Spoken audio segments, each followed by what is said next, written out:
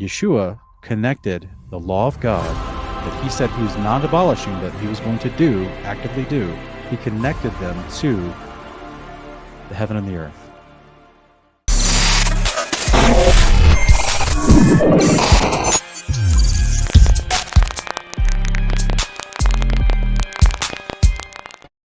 The big contention amongst so many churches is that the instructions that we just read were only for the Israelites who came out of the Exodus, starting in the book of Exodus. And it's such a misnomer because it's actually carried over bad doctrine from Judaism. They idolize Moses, and they claim that he was the giver of the law, to which that's when the law was given. But that's not even accurate. It's not close to accurate at all. Genesis 1:1, in the beginning, God created the heavens and the earth. So the heavens and the earth in the beginning. Can't get much earlier than this, can we? We know that this is in the beginning, heavens and earth. Nothing before this, at least in the existence of the reality of mankind. So when did this actual law of God start? Yeshua tells us in Matthew 5:17-18, our Messiah says, "Do not think that I've come to abolish the law of the prophets. I've not come to abolish them, but to fulfill them." And that word plereso, to fill, means to do, to fully preach, to actively accomplish. At no time does it mean to do away with. So this is why he literally juxtaposes it right next to the word abolish in his sentence. I've come not to abolish them, but to fulfill them. For I tell you, truly, until heaven and earth pass away, not a single jot, not a stroke of a pen will disappear from the law until everything is accomplished. So now he even adds on to his understanding and to help teach the people listening. Not only did not come to abolish these instructions for right living, but I'm going to fulfill them and do them and act and fully preach them. And they're connected to heaven and earth. Heaven and earth will not pass away. Not a single jot, not a stroke of a pen will disappear from the law until everything is accomplished. So he's directly connecting them to heaven and earth. Genesis 1:14-16. Why would the Messiah connect the law of God to heaven and earth? That's a massive trump card for anyone that might claim the law is done away with after a certain time period, or the law was just for a certain people group during a certain time period. Yeshua tramples over that bad doctrine with reckless abandon, absolutely removing the thought by directly connecting the law and the prophets to heaven and earth.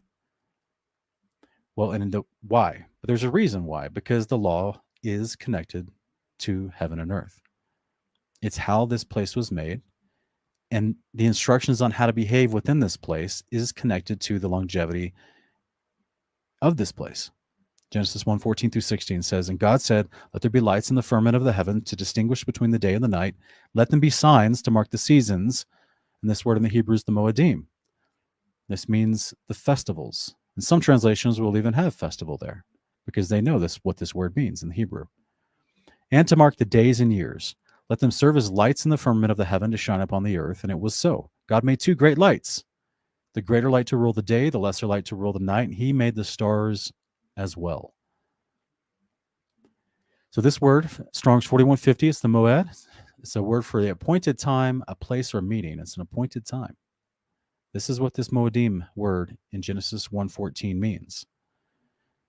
It is so well known of a definition that other Bible translators decided to put it in their translation. Genesis 1:14 in the Holman Christian Standard, it says they will serve as signs for festivals. Genesis 1:14 of the Literal Standard Version says they'll serve for appointed times. And the NIV, which is my least favorite version of all, but by golly, they got this one right. Let them serve as signs to mark sacred times. Leviticus 23:1-2 tells us what these appointed times are, these festivals and these sacred times. It tells us what these are. Yeshua connected the law of God that he said he was not abolishing, but he was going to actively do. He connected them to the heaven and the earth. The descriptions of the heaven and earth was that the lights in the heaven, the sun and the moon and the stars, were created directly for and connected to the sacred assemblies, the sacred festivals, the appointed times of Yahweh. And Leviticus 23 gives us a wonderful breakdown of what these appointed times are. Yahweh said to Moses, "Speak to Israelites and say to them, these are my appointed feasts, the feasts of Yahweh." Not Moses, not Aaron, not the Levites, not the Levitical law, Moses's law. No, none of that. Not the law of Judaism, not the Jewish feasts. These are the appointed times of Yahweh. No matter what other people call them after this, Yahweh introduces what these are literally as he explains how he made creation. He made creation, the sun, moon, and stars, to be tied to the feasts of God. He calls them his appointed feasts, his appointed times, and sacred assemblies. Further in Leviticus 23, verse 3, he calls it the Sabbath is one of them. The weekly seventh-day Sabbath is one of his sacred assemblies. 5 through 8 in the same chapter talks about unleavened bread. On the first day, you're to hold a sacred assembly. This is the feast, the 7-day feast of unleavened bread. On the seventh day, there shall be a sacred assembly, both first and seventh day of this 7-day assembly. They're called sacred. It's called a feast. It's an appointed time. Leviticus 23:21 said, on that same day, that's the Feast of First Fruits, you are to proclaim a sacred assembly. You must not do any regular work. This is a permanent statute wherever you live for the generations to come. Unleavened bread was called a permanent statute in Exodus 12 also. Leviticus 23, Yahweh also said to Moses, "Speak to the Israelites and say, on the first day of the 7th month, you are to have a day of rest, a sacred assembly, announced by trumpet blasts." This is the Feast of Trumpets. It also coincides with the third new moon festival. But specifically focusing on these feasts in Leviticus 23, another sacred assembly. Leviticus 23, 26, 27, and verse 31 says, again, Yahweh said to Moses, the 10th day of the 7th month is the day of atonement. You shall hold a sacred assembly and humble yourselves. Present an offering made by fire to Yahweh. You are not to do any work at all. This is a permanent statute for the generations to come wherever you live. Take a day off, go to the sacred assembly. In reverence of your sin, you have the Day of Atonement built into God's law, connected to the sun, moon, and stars moving above you in the firmament.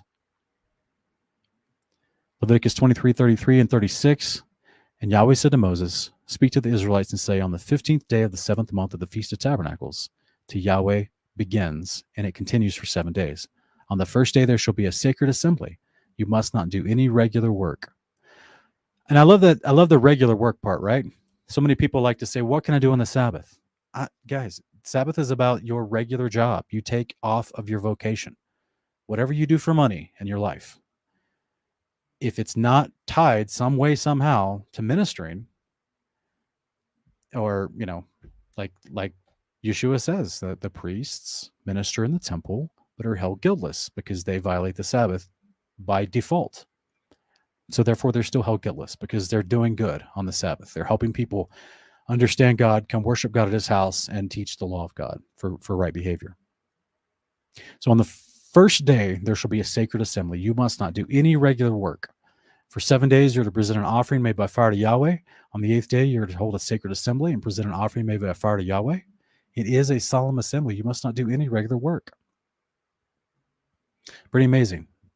The sun, moon, and stars of Genesis 1, the Creator tells us in the first page of Genesis, he tells us that those were directly connected to his law, specifically these festivals. Pretty amazing. Psalm 89, 35 through 37 says, once and for all have I sworn by my holiness, I will not lie to David. His offspring shall endure forever, and his throne before me like the sun, like the moon, established forever. Faithful witness in the sky. So now the Father is telling us the sun and moon are established forever, and he's using those in comparison to a promise he's made to David that one of his descendants will rule. We see that fulfilled in Christ. So the Father is doing a very similar rhetorical tactic like we see Yeshua do in Matthew 5, 18, and 19.